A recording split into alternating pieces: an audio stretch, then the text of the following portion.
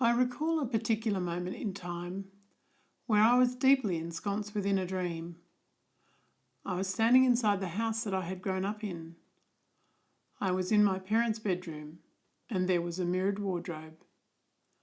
I recall the curiosity that I felt, wondering who the new occupants were living in my home now.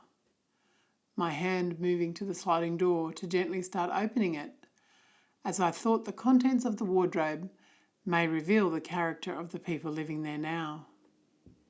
It was as the door began to slide that my mother and father appeared behind me, almost like the scene from the Harry Potter movie where he is standing in front of the mirror with his parents.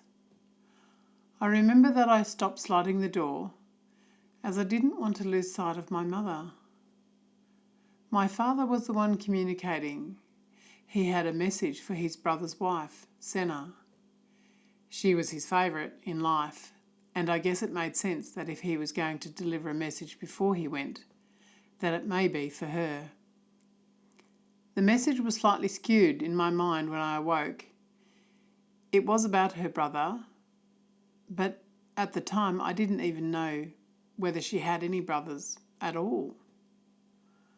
What I do remember is that the message was that her brother was either with Dad and was okay, or that he was about to go to Dad and would be okay.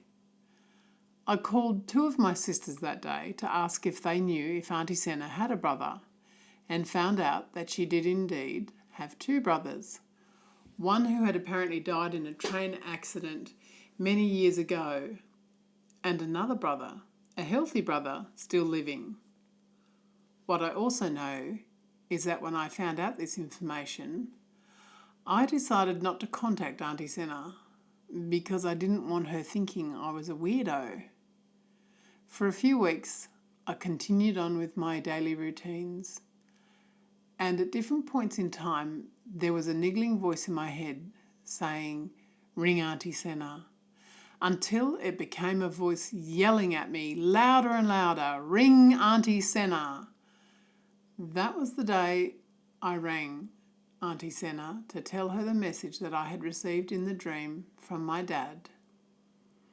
I didn't want to talk to her in depth, as I genuinely believed that she would think I was slightly disturbed.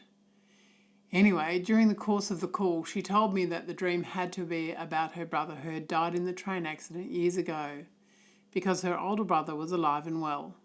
I said, "That's great. I've delivered the message and now hopefully the voice in my head will stop yelling at me."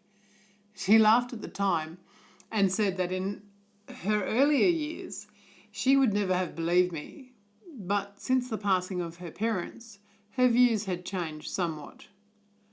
I just wanted to get off the phone because I was really uncomfortable that she may mention with added license the call I had made to her that day to others within our family. I heard later in the year that her brother, the healthy living brother, had died from a terminal lung disorder. I sent flowers and a text message with my condolences, recalling the dream and now connecting the message received in that dream to the events that had now come to pass with her brother. Auntie Senna texted me back and said, "I'm not worried, he's with your father." I smiled at the time, thinking that it was such a nice thought. It was at a family reunion about a year later that Auntie Senna asked me if she could have a private word with me. I said yes, however was deeply concerned as to where the conversation was going to go. To my surprise, she wanted to thank me for that call. Apparently her brother called to see her within a week of my call to tell her that he had been diagnosed with an aggressive lung disease, which ended up taking his life in a very short period of time.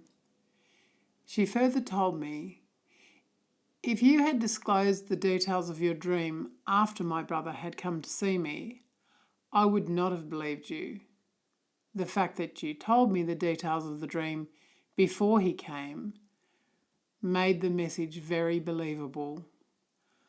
I smiled at her, walking off and thinking about the voice in my head telling me to call Auntie Senna. It resonated with me that the voice got louder and louder to ensure the message was delivered before the brother called upon her to tell her his news, so that she would know that the message was genuine. There had been another time where that voice had been in my head, and don't worry, I know how bizarre that sounds. You see, my mother passed away on Australia Day 2005, and in August of that year, I had a very bad car accident. My car was T-boned by another driver and went up onto two wheels. The car I was driving spinning relentlessly around and around as it circled down the road. I remember at the time praying non-stop, please God don't flip, please God don't flip. My 3-year-old daughter was in the back seat of the car, and she was in a seatbelt, but not a toddler's car seat. And if the car had flipped, I was certain that she would have lost her life. I also knew that I would not have ever survived that loss. I was holding onto the steering wheel as the car continued to hurtle down the road until finally the car righted itself onto all four wheels, and then the voice almost screaming in my head, brake now, brake now! And brake I did, both hands on the steering wheel, both feet on the brake, as I watched the embankment rushing up behind me in the rear vision mirror.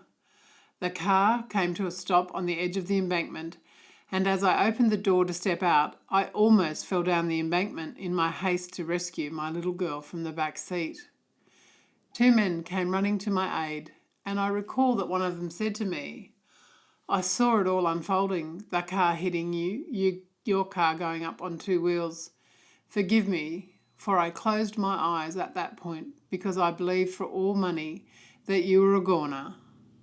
I was in shock, and even though I was listening, the details of what he said were not registering at the time, but resonated with me much later. He then told me, I couldn't believe that your car righted itself. I thought for sure it was going to roll, and then when I saw you heading for that embankment, I closed my eyes again because I thought for all money that you were definitely gone this time. He then followed with, you must have had someone looking over you from up there. He was pointing to the sky and I said, yes. I think both my mum and my dad were looking after me today. On reflection, the dream and the message for Auntie Jenna, followed by my own near-death experience, and the voice in my head left me wondering exactly how powerful are the forces around us and how deeply meaningful are the messages that they leave before they go.